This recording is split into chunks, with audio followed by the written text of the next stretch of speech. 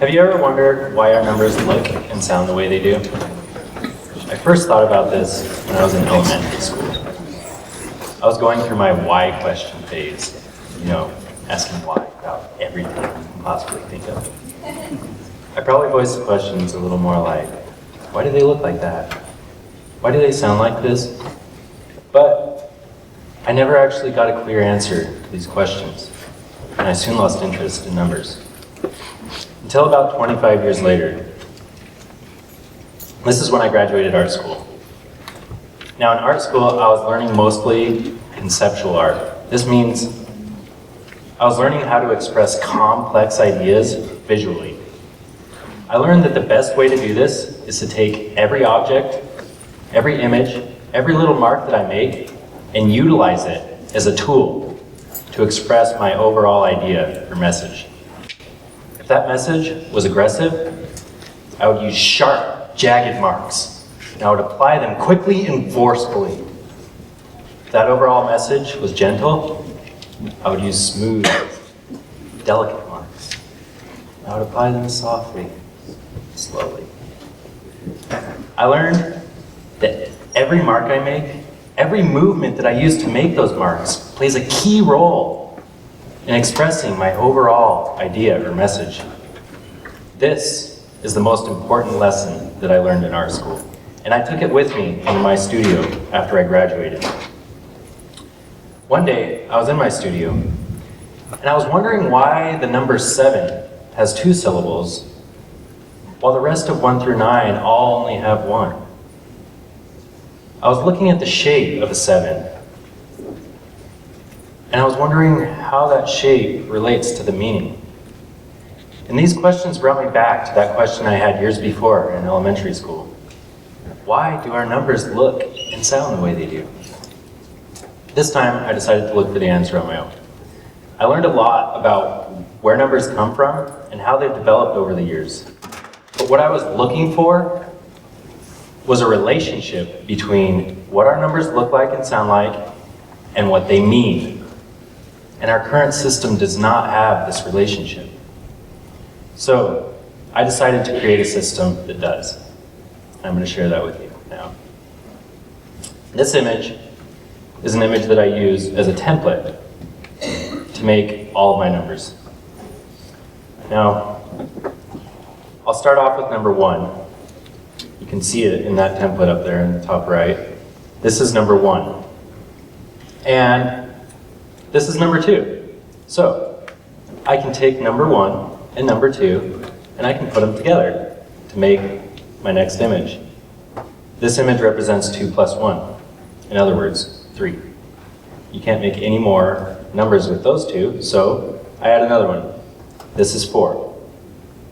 You can take 4, and you can add 1 to it, and you get 4 plus 1, or 5. You can take 4, and you can add 2 to it, and you get 4 plus 2, or 6. Now, notice the relationship between 6 and 3. They're very similar in the way that they look. Any number multiplied by 2, all you have to do is rotate that image once, like this. 3 times 2 is 6. Now, 7 looks like this. 4 plus 2 plus 1. And you can't make any more numbers with those 3, so we add another one. This is 8. You can take 8 and add 1 to it, and you get 9. 8, you add 2 to it, and you get 10. Notice again the relationship between 10 and 5. Any number rotated once is that number times 2. 5 times 2 is 10. So 11 looks like this. 8 plus 2 plus 1. And 12 looks like this. 8 plus 4. Do you recognize this image? It's the same as 6 or 3. Remember, any number multiplied by 2 is rotated once. So I'm going to ask you a quick question right here. And as I finish counting to 16, you'll be able to think about it. What do you think 12 times 2 is going to look like? This is 13. 8 plus 4 plus 1. 14. 8 plus 4 plus 2. Do you recognize this image? It's very similar to 7. All you gotta do is rotate it. So 7 times 2 is 14. Finally, we have 15, which is 8 plus 4 plus 2 plus 1. And you can't make any more numbers with those, so we're brought to 16.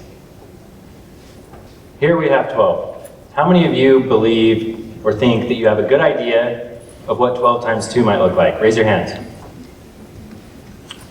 Yeah. Well, if you think that you just have to rotate it once, then you're right. 12 times 2 is 24. This is also 8 plus 16. I want to show you a couple of cool tricks. These are addition-subtraction tricks. So, you have 15. If you want to subtract 5 from 15, all you have to do is take the image of 5, which exists already in 15, and just remove it. And what you're left with is 10. 15 minus 5 is 10. You want to subtract 2 from 10, you just remove the mark for 2, and you're left with 8. If you want to add 7 to 8, you just take that image for 7, and you put it right back on, and you're back with 15. So these tricks are super fun. But, okay, so all I've been talking to you about right now is how they look. So I want to add sound. You can take this same image as I use as a template, and you can break it apart into 12 different marks. You can then apply each of these 12 marks a note from our major-minor scale. In this way, we can start to have tunes that can go with our numbers. Imagine being able to remember maybe your bank account number with a tune. We can remember lyrics a lot easier with tunes. Why not numbers? Imagine a really complex number.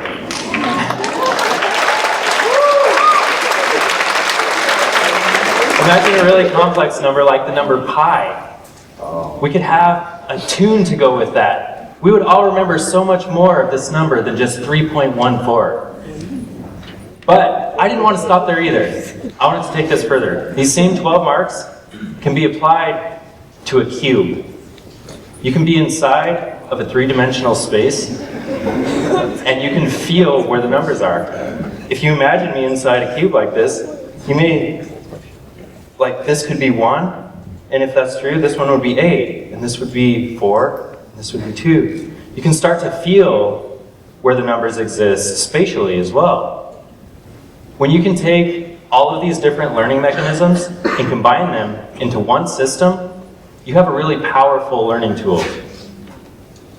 People who have a hard time reading to learn can learn just as effectively by hearing or spatially. And I think that this can improve our learning, and it can also help people who may have learning disabilities. But one of the coolest things that happens with this system is when you start to put the numbers together in special groups. This is a drawing of a multiplication table that I made using my numbers. And when I finished this, or actually when I was working on it, I started to notice these wave-like patterns and these grid-like patterns occurring in it. And I was really curious as to how these work. And so I designed an experiment to try to figure out like what was going on. I took each of my single images. Oh, I have to tell you first. The numbers going up on the top right are whole numbers, and the numbers going up to the left are fractions. Everything in the center there, in that diamond, are whole numbers multiplied by fractions, just so you get an idea of kind of how this works. So I wanted to isolate where these patterns were happening, and so I started by withdrawing each of my single marks. My mark for 1, I found everywhere in this image where that mark occurred, and I isolated it. And this is the pattern that I got. Everywhere where my mark for 2 occurred is here. 4, 8, 16, 32. And These are my fractions. You can see how the larger they get, the more complicated they become. When I started to isolate these, I had an idea. I believe that these patterns, this image, represents geometry, algebra, and calculus together. Normally, we break these apart into 3 separate branches. Here, I believe we have it in one.